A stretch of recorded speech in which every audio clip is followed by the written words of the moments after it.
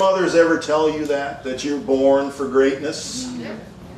Nope. Well, if not, we're going to talk about a few other things your mother probably never told you. I want to start by saying Happy Mother's Day, and my wish for us all is that we find the right and perfect way to honor our mothers and or mother figures today.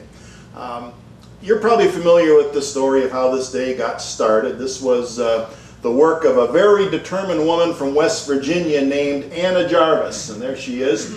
She wanted to dedicate a day to honor all mothers on the anniversary of her own mother's death. Now, that's a familiar story. What might not be quite as familiar is the fact that Anna's mother was an anti-war activist, and she was the one who gave her the idea. Her own mother talked about this idea of having a day in honor of mothers to promote global unity and peace. This was in the late 1800s, which was during and after the horrors of the American Civil War and the seemingly incessant news of war in Europe. And when her mother died in 1905, Anna began her crusade, and 3 years later she organized the first Mother's Day Memorial, and it was held in Grafton, West Virginia. And then she began the letter-writing campaign to ministers and businessmen and politicians, and finally in 1914 it was President Woodrow Wilson who proclaimed the second Sunday in May as Mother's Day. Caught on around the world, incidentally, and now they do the same thing in these countries up here: Denmark, Finland, Italy, Turkey, Australia, Belgium. They all celebrate Mother's Day on the second Sunday in May, just like we do here. So, what are some of the things that we think about on Mother's Day?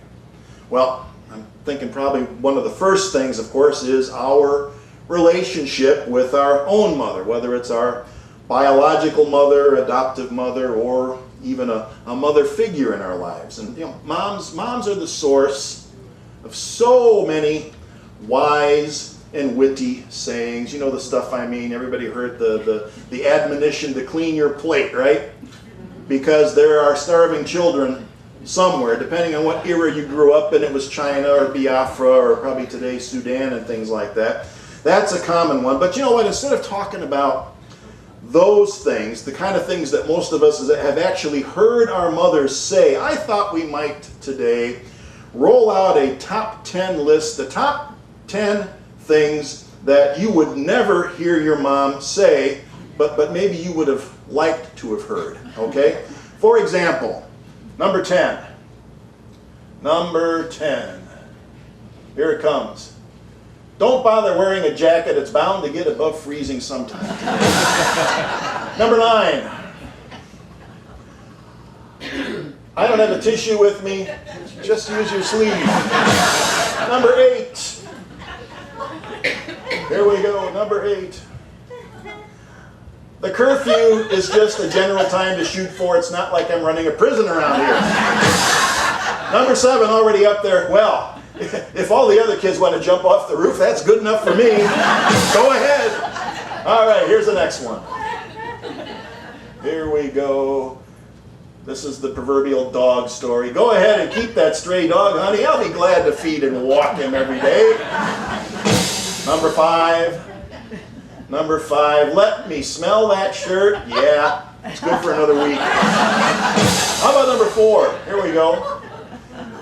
Just leave all the lights on. It makes the house look more cheery. Number 3. Number 3. Sure, you can stay home today and play. I used to skip school a lot too. Number 2.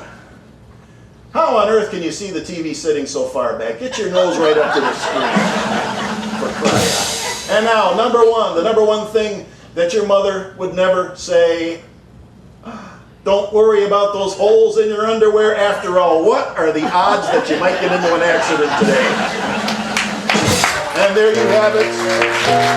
The top 10 list of all the things that you never heard your mother say, but maybe wish that she had. And thanks to Mr. Paul Schaefer over here on the piano. All right. Crazy. Crazy. That's right. That's right. So Mom didn't say those things, but wouldn't it have been nice? Well, you know, I think we're fortunate in Unity to be part of what I think is the only movement, I'm pretty sure is the only movement of its kind to have been started by a husband and wife team, Charles and Myrtle Fillmore.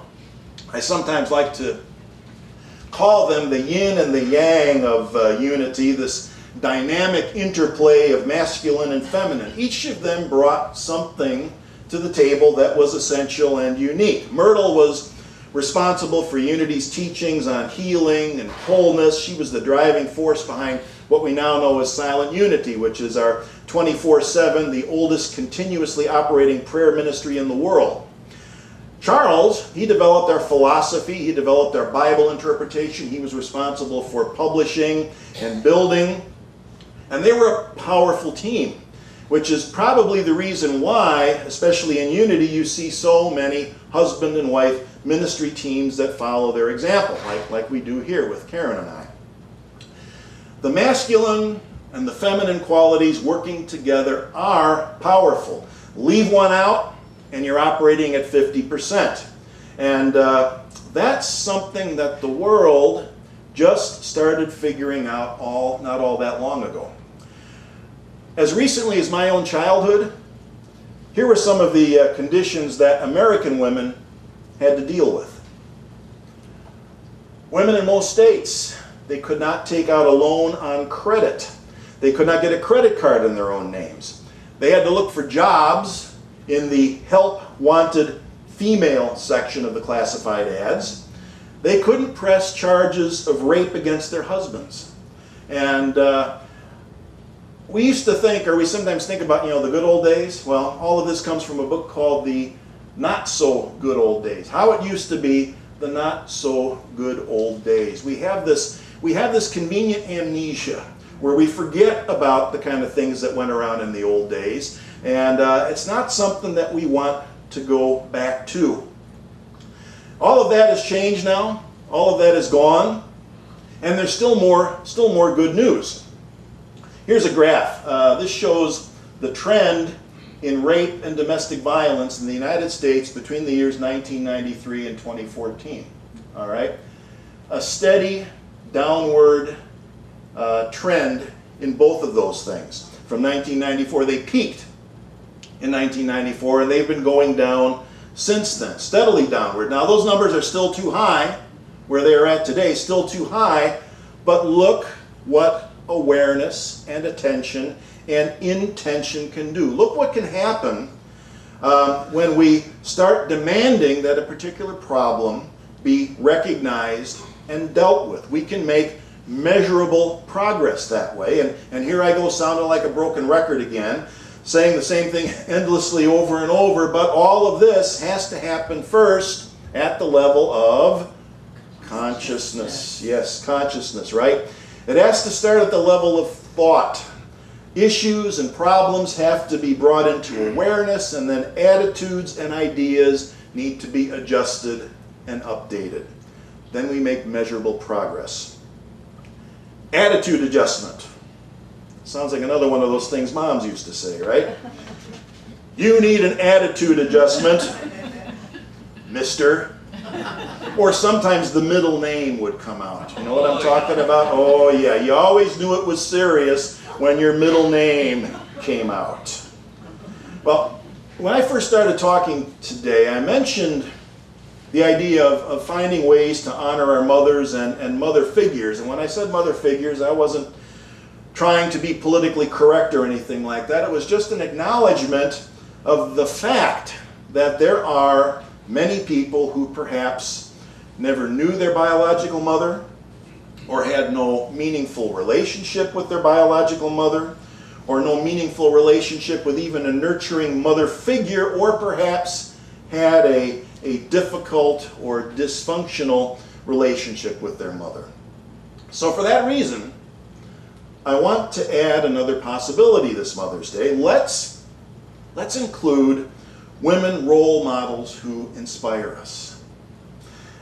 And by necessity, this is a subjective venture, and the best that I can do is to talk about a few people that I find inspiring and hope that you can find something here that works for you. Now, I've already mentioned one of those women, Myrtle Fillmore, and there's plenty that's been written by her. There are books about her life that you can find. I've talked about her many, many times before.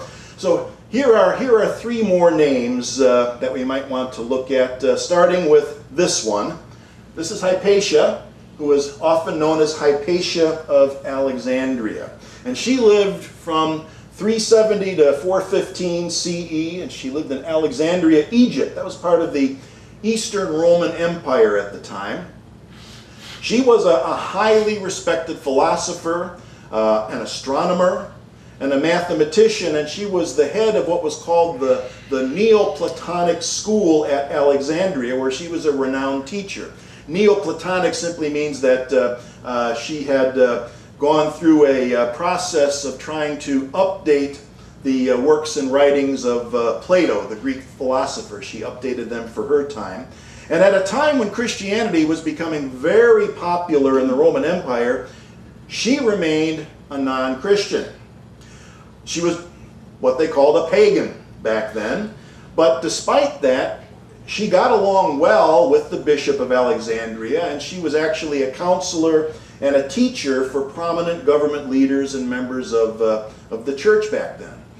But unfortunately, that bishop died unexpectedly, and his successor was jealous of Hypatia's popularity, so he started a smear campaign designed to whip up the religious extremists. And he was spreading these stories that she was engaged in satanic practices and magic and was trying to undermine the authority of the church. Now, mind you, this is sometime in the late 300s, right? Christianity just became legalized in, I want to say, 330-something. And it just took that short of a period of time where Christians stopped being persecuted and became the persecutors that quickly. One day in 415, a mob of Christian extremists dragged her from her carriage and murdered her. It all happened in public, and yet no one was arrested, no one was prosecuted, and not long after that happened, Alexandria sank into political turmoil and chaos, and Alexandria was never again the kind of seat of learning and education that it had been back in the days. Hypatia was one of the first documented female scholars and free thinkers in the ancient world, and she is properly regarded as a feminist hero, a martyr for free expression, and also a cautionary tale about the need to stand up in the face of religious tyranny when it is threatening to stifle freedom and progress and learning. All right, next we have Ada Lovelace. Ada Lovelace, who was the daughter of the poet Lord Byron, who I think most of us have heard of. She lived from 1815 until 1852, and she is credited with what is called the first computer program. She was working with a guy named Charles Babbage, and he had invented this thing here called the analytical engine. 1837 he came up with this. And she was the one who wrote this algorithm that permitted the thing to operate and do calculations and things like that. But more than just writing this algorithm, which they think is probably the first computer program, she wrote about the potential of this machine to do more than just number crunching. And that's the thing that she's known most for. The historian Doran Swade describes her contribution like this. He says that Ada saw something that Babbage, in some sense, failed to see.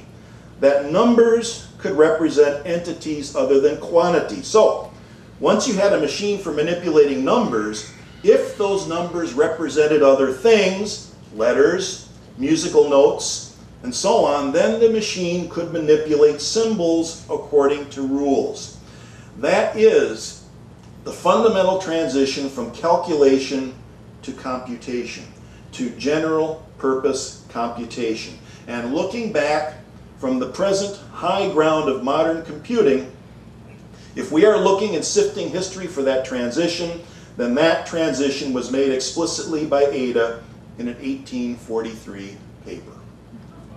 That's a pretty big contribution all those years ago.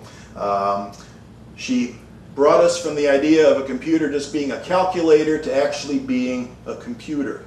Now, there's also a cautionary tale in the life of Ada Lovelace, a cautionary tale about the limits and the perils of genius.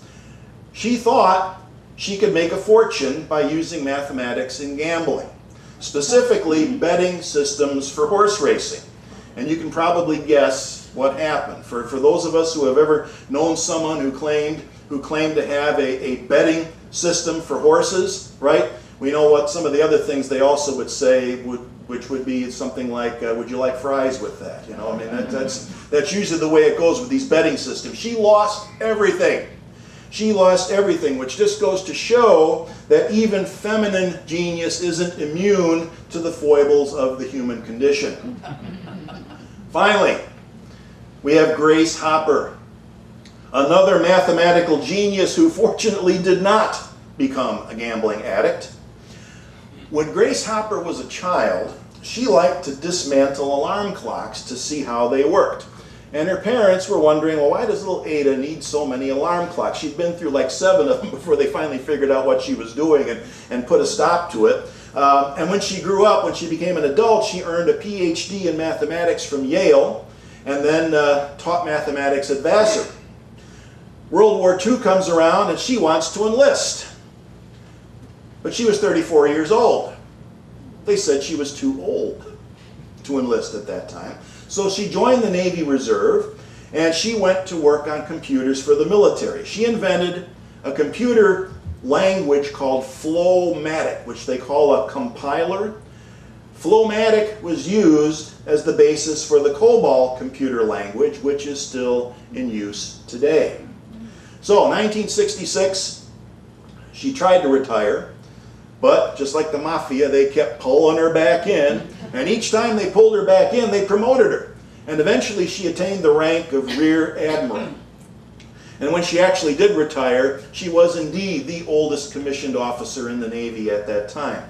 Now, she was asked what she thought was her most important accomplishment, and she said, the most important thing I've accomplished, other than building the compiler, is training young people. They come to me, you know, and say, do you think we can do this? I say, try it. And I back them up. They need that. I keep track of them as they get older, and I stir them up at intervals so they don't forget to take chances. Would that our mothers and mother figures stir us up from time to time so that we remember the importance of taking chances. Now, Grace Hopper has a few other quotable quotes. So here are a few quotable quotes from Grace Hopper. She is actually the one who said, it is easier to ask forgiveness than it is to get permission. I like that one. I use that one a lot. She also said humans are allergic to change. They love to say, we've always done it this way. I try to fight that. That's why I have a clock on my wall that runs counterclockwise. That's great. And of course she said, I've always been more interested in the future than in the past. Looking ahead. Progress. And finally, this is one that I like because it ties in with something we've already talked about. She said, I had a running compiler, that Flowmatic language. I had a running compiler and nobody would touch it.